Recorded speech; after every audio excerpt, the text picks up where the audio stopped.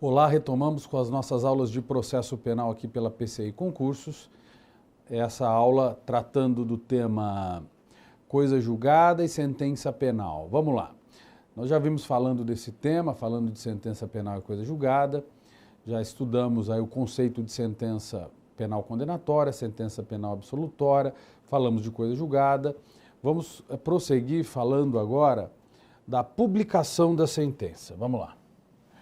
A sentença, como um ato de Estado do Poder Judiciário, ela deve ser publicada. E aqui nós estamos pensando efetivamente até no princípio constitucional da publicidade, que está no artigo 5º da Constituição Federal, inciso 60. O princípio da publicidade. Por que é importante a publicação da sentença? A publicação da sentença é fundamental para que a sentença possa operar os seus efeitos, para que haja a chamada operabilidade externa dos efeitos da sentença, para que ela possa ter existência no mundo jurídico. A sentença passa a existir na medida em que ela é efetivamente publicada, levada ao conhecimento público. Mas é fundamental saber também que essa publicidade existe não só para que a sentença tenha existência, mas que para que o processo possa seguir nas suas fases subsequentes. A publicação da sentença é fundamental, é importante, porque a partir do momento em que ela é publicada, haverão atos processuais que serão praticados para que o processo então siga o seu rito natural. Uma sentença é publicada, e na medida em que ela é publicada, ela entra no banco de dados do Diário Oficial da Justiça, ela é submetida à publicação, levada ao conhecimento das partes e a partir daí ela já gera uma eficácia, uma expectativa para que as partes possam se utilizar dos recursos cabíveis para buscar essa impugnação.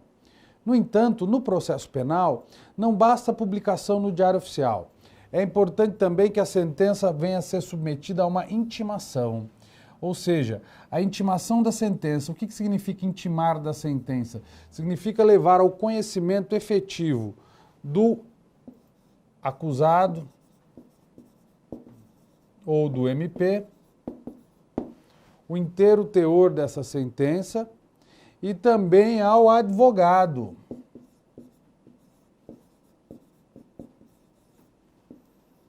E a intimação da sentença, segundo o Código de Processo Penal, ela é sempre pessoal. O oficial de justiça tem que entregar pessoalmente a sentença nas mãos do acusado, que sofreu uma condenação. E o acusado já pode, nesse momento, manifestar ao oficial de justiça, que certificará isso, manifestar o interesse de recorrer, o interesse de ingressar com um recurso. E depois é feita a intimação do advogado. Começará a fluir prazos recursais quando for certificada a intimação do último, ou seja, se intimou primeiro o acusado, tem que depois intimar o advogado. Se intimou primeiro o advogado, sempre intimar depois o acusado. O último que for intimado e certificar essa intimação, pessoalmente, feita pessoalmente, é que a partir de então se liberará a fluência do prazo recursal para se tentar buscar aí rever o conteúdo dessa sentença, rever essa decisão.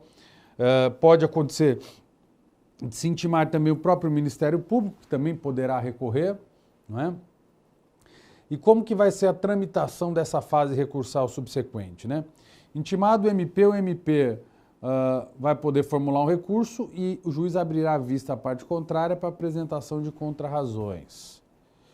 E intimado o acusado também vai poder apresentar o seu recurso e depois intima-se o MP para apresentar contrarrazões. Então nós temos aí, basicamente, a necessidade de se dar conhecimento tanto ao acusado quanto ao Ministério Público. Como que se faz isso? Pela intimação. Então, a intimação é importante nesse aspecto.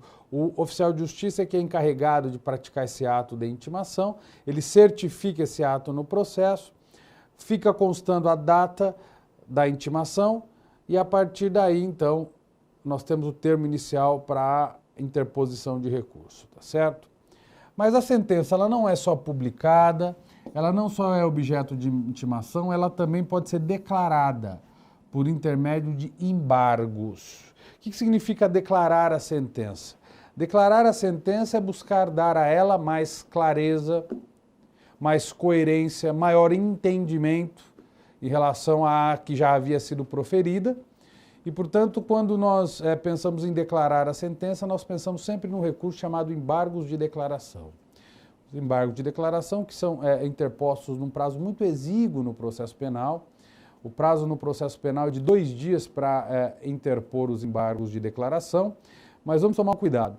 Os embargos de declaração, o próprio nome já diz, eles servem para declarar a sentença, ou seja, para aclarar, para dar maior entendimento, maior facilidade de se obter o significado dessa sentença. Por isso chama-se embargos de declaração. Esses embargos de declaração não podem modificar o conteúdo decisório, não pode ter aquilo que a doutrina chama de efeitos infringentes. Por quê? Porque os embargos de declaração vão vir apenas para sanar eventual dúvida, eventual obscuridade,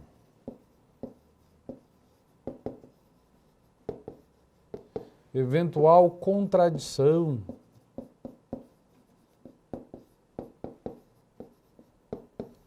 eventual antagonismo que possa existir no texto da sentença. Dúvida, obscuridade, contradição, antagonismo. Essas são algumas falhas que podem fulminar a sentença, inclusive, se essas falhas perdurarem, pode acontecer da sentença ser nula. Então, os embargos de declaração representam uma via recursal que existe para prover o aprimoramento, para promover aí o aperfeiçoamento da sentença, no sentido de se ter maior nível de clareza, maior nível de entendimento, evitando eventual nulidade futura. Lembrando que o conteúdo da sentença acaba sendo aquilo que nós chamamos de coisa julgada, tá? Então nós fizemos algumas menções sobre coisa julgada na aula que se passou. Vamos prosseguir falando agora de uma forma mais aprofundada sobre coisa julgada. Vamos lá. Vamos lá. O que seria coisa julgada? Agora vamos trabalhar com o conceito de coisa julgada de uma forma um pouco mais aprofundada. O que seria coisa julgada? A coisa julgada são os efeitos imutáveis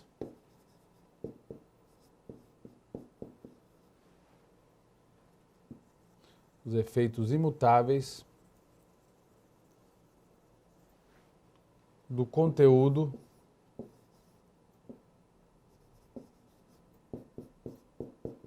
da sentença.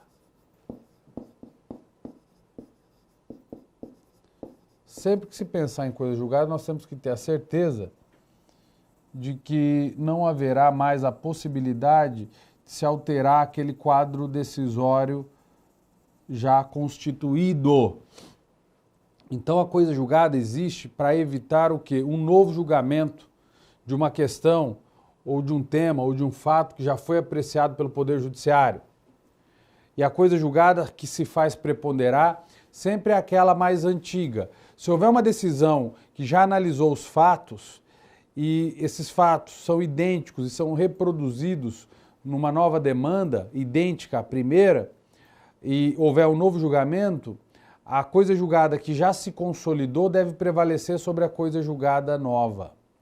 Então, uma nova sentença que reproduz o conteúdo de uma sentença já prolatada não pode produzir eficácia, e para isso nós temos até um incidente no Código de Processo Penal chamado exceção de coisa julgada, que é usada justamente para impugnar numa decisão que venha a julgar um fato já apreciado identicamente num outro processo pelo próprio Poder Judiciário, tá certo?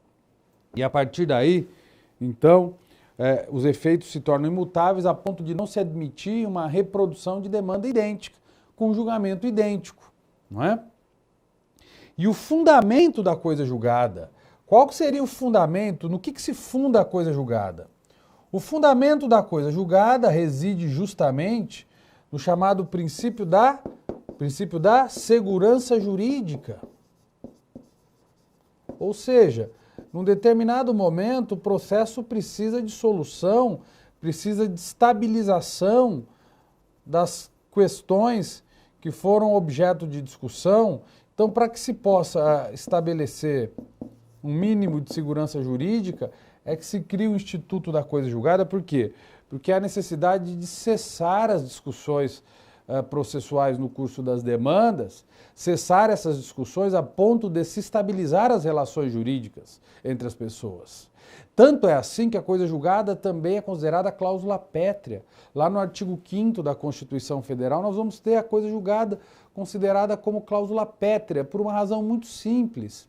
É fundamental que se tenha a coisa julgada para se atribuir o que nós chamamos de segurança jurídica.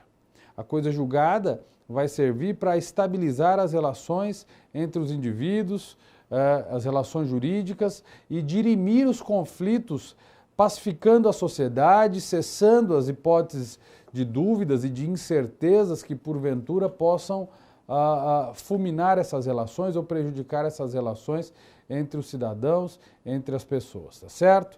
Muito bem. Agora, seguindo o nosso raciocínio, e acho que isso é fundamental, é muito importante, nós temos que fazer uma análise dos chamados limites da coisa julgada. A coisa julgada tem dois tipos de limites, os limites objetivos e os limites subjetivos. E vamos então estabelecer um raciocínio aqui, desde já, muito importante. O que o processo tem de tão importante, de tão peculiar, que ele consegue, ao final, por meio de uma sentença, obter uma autoridade para vincular as pessoas a respeito de fatos, a respeito de circunstâncias em que essas pessoas se viam envolvidas?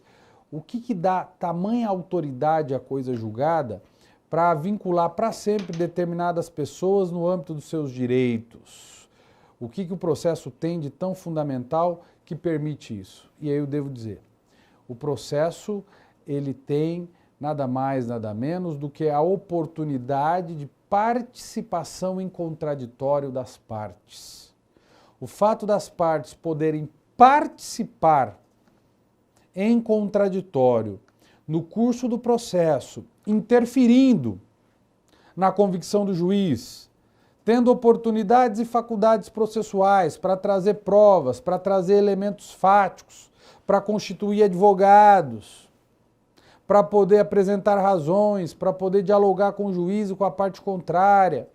Quer dizer, todo o procedimento, todo o devido processo legal, toda a extenuante participação, a exaustiva participação das partes no processo penal é que vai criar um espaço de comunicação, de diálogo democrático e que vai, ao final, deter autoridade suficiente para vincular aquelas pessoas que participaram daquele processo em relação àqueles fatos, aquelas questões e aqueles temas que foram amplamente discutidos.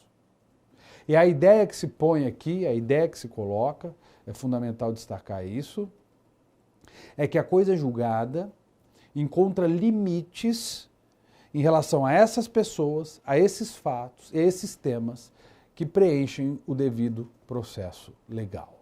Vejam que os limites da coisa julgada são nada mais, nada menos do que os próprios limites da lide posta em juízo. A lide penal posta em juízo vai vincular pessoas, órgãos, instituições a respeito de fatos que estão no processo. Nós não podemos admitir, por exemplo, que uma pessoa que não está debatendo no processo, que não está participando do processo, venha, porventura, ocasionalmente, se submeter a uma eficácia, a uma ingerência da decisão, sem que tenha a oportunidade de participar integralmente do processo, porque nós estaríamos a violar o quê? O que nós chamamos de limite subjetivo da coisa julgada. E também não podemos admitir fatos novos, fatos que surpreendam, que venham de supetão, inopinadamente, de surpresa, a surpreender as partes no que diz respeito a determinada discussão ou aplicação do direito, porque senão nós também estaremos diante de um quadro de violação do devido processo legal e de violação do que nós chamamos aí de devido processo legal e dos limites da coisa julgada, tá certo? Então vamos falar de cada um dos limites. Vamos primeiro falar dos chamados limites objetivos. Vamos entender o que significa isso. Os limites objetivos são aqueles que estão adstritos aos fatos que estão ocorrendo no curso do processo. Então, tomar muito cuidado com isso. As partes, quando elas vêm a juízo, a acusação apresenta os fatos, a defesa também apresenta seus fatos.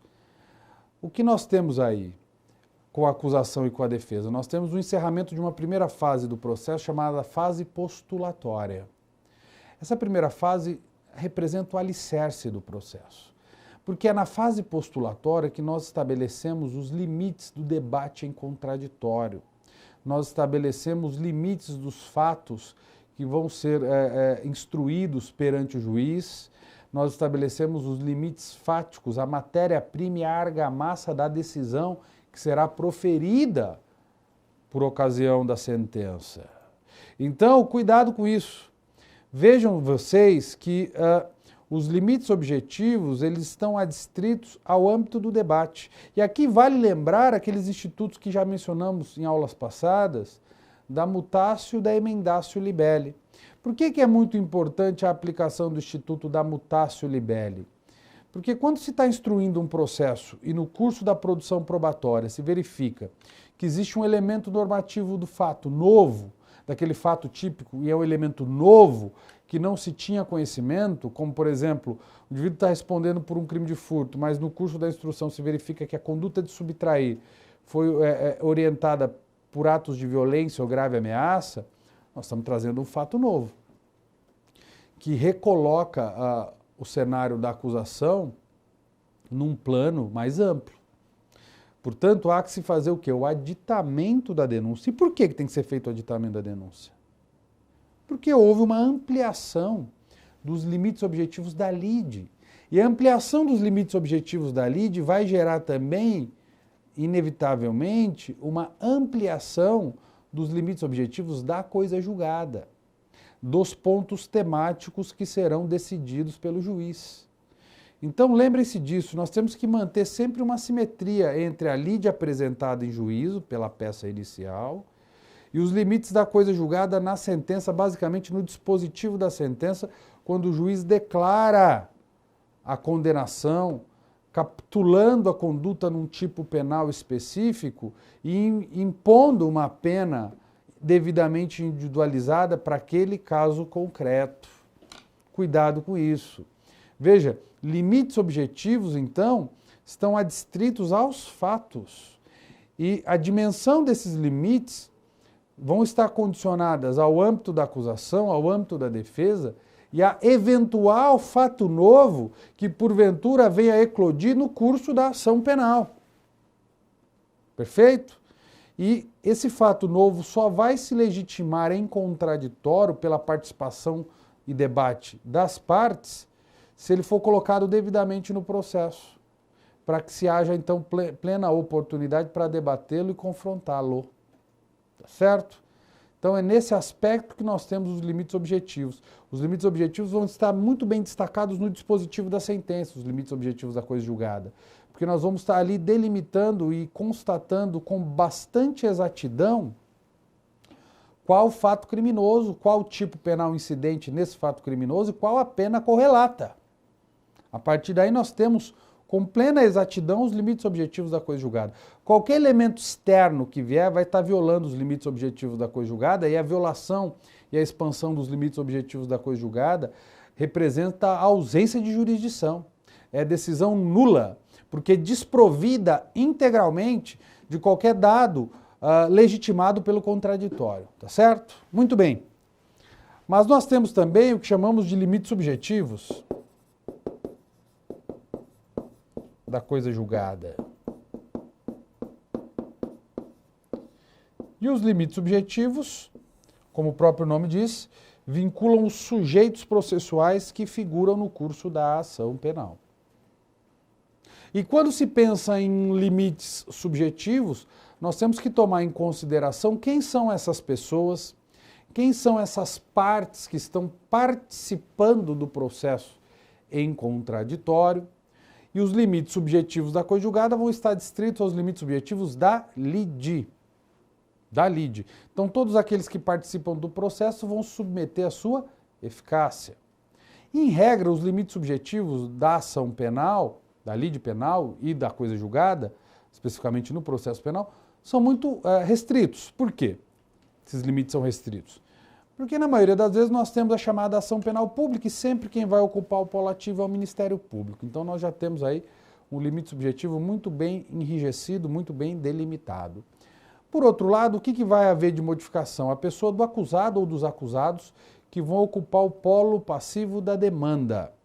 Então, todos aqueles que foram réus no processo, todos os coautores do delito, esses vão ficar submetidos aos limites subjetivos daquela decisão ou daquela sentença penal condenatória ali prolatada, por uma razão muito simples, porque tiveram oportunidade de defesa, tiveram oportunidade de estabelecer um amplo debate sobre o palio do contraditório no curso da ação penal e, portanto, vão se submeter a essa autoridade. Então, na prática mesmo, esses limites subjetivos vão sendo mais alternados no que diz respeito à figura dos acusados, dos coautores, dos partícipes do crime, mas que vão estar juntos, alinhados dentro do processo, num só processo, vinculados àquele único fato criminoso por força da chamada teoria monista do crime.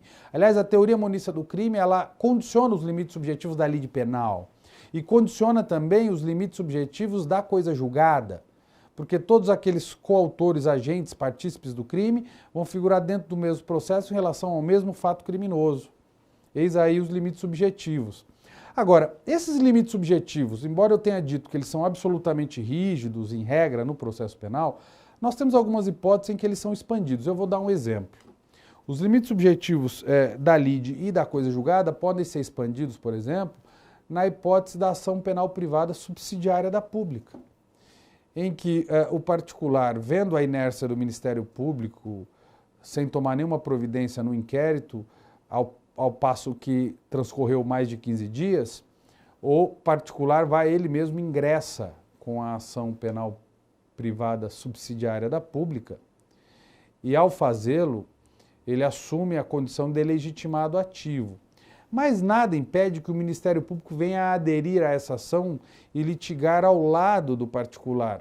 E aí nós vamos ter uma situação excepcional de ampliação dos limites subjetivos da coisa julgada, no momento do julgamento, e da lide também, porque a coisa julgada não só vai vincular o Ministério Público à decisão final, como vinculará também o particular que figura no polo ativo da demanda. É uma das hipóteses quase que excepcionais que nós temos de litisconsórcio ativo necessário no processo penal. Ou seja, é necessário e unitário. Por quê? Porque será obrigatória a participação dos dois e na medida em que os dois participam, o ofendido e o Ministério Público, aquela decisão vai produzir eficácia para ambos. Não há como cindir a eficácia de uma decisão no processo penal nesse particular, nesse aspecto. Então, os limites subjetivos da lide vão vincular aquelas pessoas que figuram no processo, seja elas ocupantes do polo ativo, seja elas ocupantes do polo passivo. Só lembrando, nós já falamos daquela aula sobre ação civil ex delito e falamos de limites subjetivos da lide e da coisa julgada lá, e eu dizia que se o particular ele figura na ação penal privada e o juiz condena o autor, por exemplo, de um crime de dano, haverá absoluta simetria entre os limites subjetivos da coisa julgada na esfera penal e na esfera cível, de modo que essa sentença penal condenatória que impõe a pena pelo crime de dano ela vai servir integralmente para satisfazer a chamada ação civil ex delito, porque são as mesmas partes dialogando e debatendo sobre o mesmo fato, nos mesmos polos da relação jurídica processual, de modo que haverá total simetria, total identidade, e nós vamos então estar diante dos limites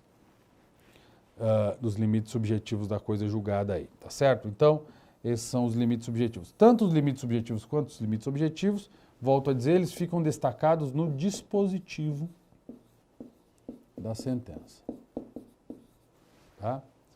É ali no dispositivo, no momento em que se conclui a decisão, que nós vamos ter um comando decisório expondo com exatidão tais limites, tá certo? Muito bem. Vamos seguindo então, falar rapidamente agora, encerrando, sobre coisa julgada formal, coisa julgada material. Já mencionamos um pouco disso na aula passada, mas só para a gente retomar aqui dentro desse contexto.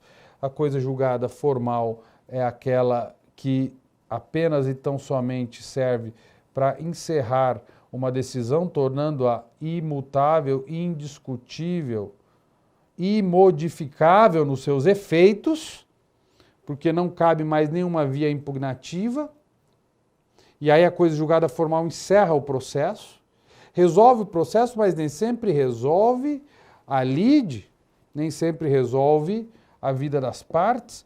Você pode ter uma decisão, por exemplo, que anula a ação penal, ela fará a coisa julgada formal, ela resolve o processo, mas não resolve a vida das partes. Uma decisão, por exemplo, uma sentença anulatória da ação penal, né? Declarando a nulidade da ação penal, tá? Mas, ao lado da coisa julgada formal, nós temos o que chamamos de coisa julgada material, e essa sim é a que mais interessa. A coisa julgada material é aquela que recai sobre os fatos debatidos no processo, é aquela que vai estabelecer e vai cingir os seus limites objetivos e subjetivos, porque ela tem parâmetros fáticos e pessoais para fazer incidir a autoridade da decisão, e a coisa julgada material projeta a sua eficácia fora do processo, entra na vida das partes, entra na vida dos cidadãos, resolve e delibera suas condutas no contexto social, a ponto de tornar imodificável essas relações submetidas ao crivo do judiciário. Né? Então, vejam vocês a importância dessa distinção. A coisa julgada material pode vir também traz consigo a marca da coisa julgada formal, porque mesmo sendo coisa julgada material decidindo, ela também é imodificável. Da mesma maneira que na coisa julgada formal, a material também é modificável. Só que ela tem um plus. Ela soluciona o conflito, soluciona a lide penal e se baseia efetivamente na aplicação do direito penal material naquele caso concreto em específico. Tá certo? Então, sempre procurem estudar conjuntamente os institutos da coisa julgada formal e da coisa julgada material. É importante que esses fenômenos sejam analisados conjuntamente para se chegar a um entendimento mais exato, né? Mas o que é importante dizer é que quando se tratar de limites objetivos e subjetivos da coisa julgada, é sempre da coisa julgada material, porque é a coisa julgada material que soluciona a pretensão punitiva do Estado, que é nada mais, nada menos do que a causa de pedir mais o pedido, levado ao conhecimento do judiciário e solucionado adequadamente naquele caso concreto, tá certo? Mais uma aula encerrada. Eu agradeço a participação de todos vocês. Convido-os a continuar assistindo às aulas de processo penal aqui pela PCI Concursos. Sigam firme nos estudos e muito sucesso nas provas. Estamos juntos. Obrigado e até a próxima aula.